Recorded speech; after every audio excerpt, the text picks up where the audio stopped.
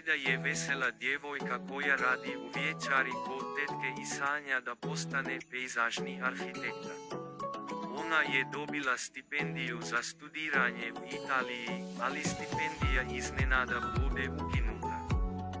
Iza toga stoji kompanija bogatog i hladnog biznismena Serkana. Eda je ljuta jer joj je zbog toga uništen samo studiranje. Kada ode na jedan događaj gdje govori Serkan, ona ga javno optuži da joj je uništio život. Tu počinje njihova svađa. Kasnije se ponovo sretnu i Serkan joj predloži neobičan dogovor. Serkan ponudi Edi da glumi njegovu djevojku 2 mjeseca kako bi on riješio neke privatne probleme u porodici i poslu.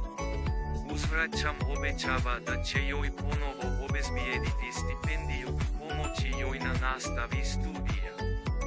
Eda na kraju pristaje na dogovor i tako počinje njihova lažna veza što je početak cijele ljubavne priče.